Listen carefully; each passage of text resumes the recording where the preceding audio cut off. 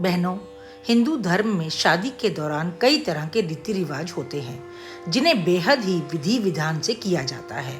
हल्दी, तिलक, मेहंदी और भी कई तरह की रस्में होती हैं। इन सभी रस्मों का अपना अपना स्थान है। शादी के ये विभिन्न रीति रिवाज न सिर्फ दो लोगों को जोड़ती है बल्कि उन्हें जीवन की हर एक जिम्मेदारी को बखूबी निभाना सिखाती है। हिंदू धर्म में अग्नि के चारों तरफ 7 फेरे के बिना शादी पूरी नहीं मानी जाती। तो आइए जानते हैं कि शादी के समय क्यों अग्नि के समक्ष 7 फेरे ही लिए जाते हैं और क्या है इनका महत्व। लेकिन मित्रों, आपसे प्रार्थना है कि अभी तक आपने हमारा चैनल यदि सब्सक्राइब नहीं किया है तो जल्दी ही कर दें और अपने मित्रों और परिवारजनों के साथ इसको शेयर करना बिल्कुल मत भूलिएगा। मित्रों, हिंदू धर्म में 16 संस्कारों में से एक है विवाह संस्कार, जो शादी के दौरान दो आत्माओं को आपस में जोड़ने का काम करता है। शादी में अग्नि के समक्ष लिए गए 7 फेरे जो परंपरा है वह 7 जन्मों के बंधन का प्रतीक है, जिसमें वर वधू अग्नि को साक्षी मानकर एक दूसरे को जीवन साथी के रूप में स्वीकार करते हैं और वैवाहिक जीवन के नियमों का पालन करने का वचन देते हैं। चूंकि अग्नि में सभी देवताओं का निवास माना जाता है, इसलिए अग्नि के सामने फेरे लेने का अर्थ हो जाता है कि सभी देवता इस विवाह के साक्षी बने हैं। अग्नि को पवित्रता और ऊर्जा का प्रतीक भी माना जाता है, इसलिए अग्नि के सामने फेरे लेने से वर वधू के बीच में पवित्रता और ऊर्जा का संचार होता है। अग्नि के समक्ष फेरे लेने का अर्थ है परमात्मा के समक्ष फेरे लेना। अग्नि हमारे सभी पापों को जलाकर नष्ट कर देती है, अतः जीवन में पूरी पवित्रता के साथ एक महत्वपूर्ण कार्य का आरंभ हो जाता है। अग्नि के चारों ओर 7 फेरे लेने का जो प्रचलन है उसे सप्तपदी कहा जाता है। आशा करी जाती है कि वर और वधू अपने अभिमान, लोभ, क्रोध, वासना, ईर्ष्या और आलस्य को इस अग्नि में होम कर देंगे। विवाह को शादी या मैरिज कहना सर्वथा अनुचित है। विवाह का कोई समानार्थी शब्द ही नहीं है। विवाह का शाब्दिक अर्थ है विशेष रूप से एक दूसरे के उत्तरदायित्व का वहन करना। विवाह को पाणी ग्रहण संस्कार के नाम से भी जाना जाता है।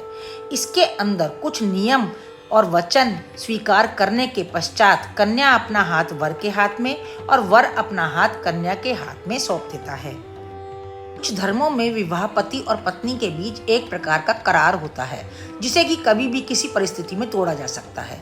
लेकिन हिंदू धर्म में विवाह बहुत ही भलीभांति सोच समझकर किए जाने वाला संस्कार है।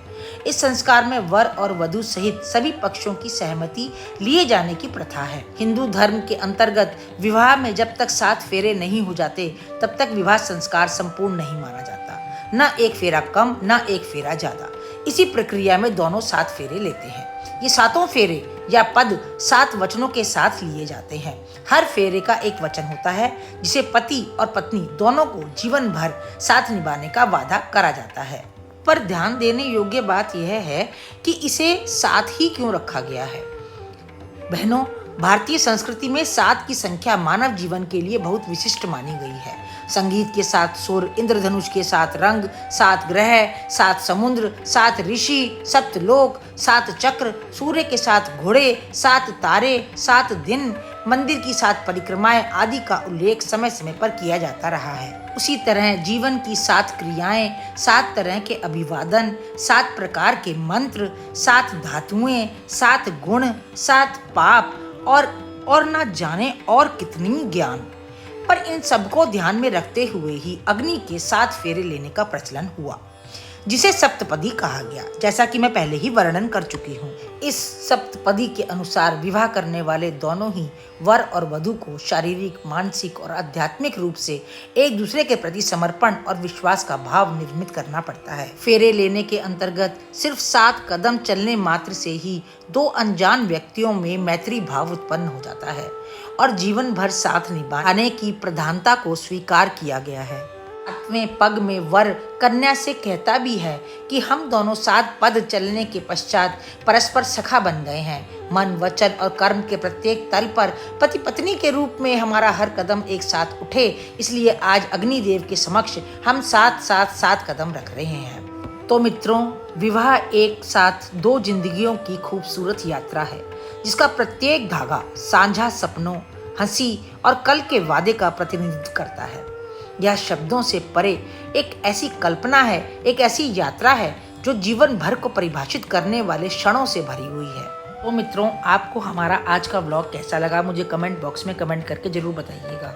और हाँ मित्रों, यदि आपको हमारे व्लॉग पसंद आ रहे हैं तो नीचे दिए गए लाइक के बटन को और सब्सक्राइब के बटन को प्रेस करना बिल्कुल मत भूलें। तो मिलते हैं अगले व्लॉग में, तब तक के लिए राम राम।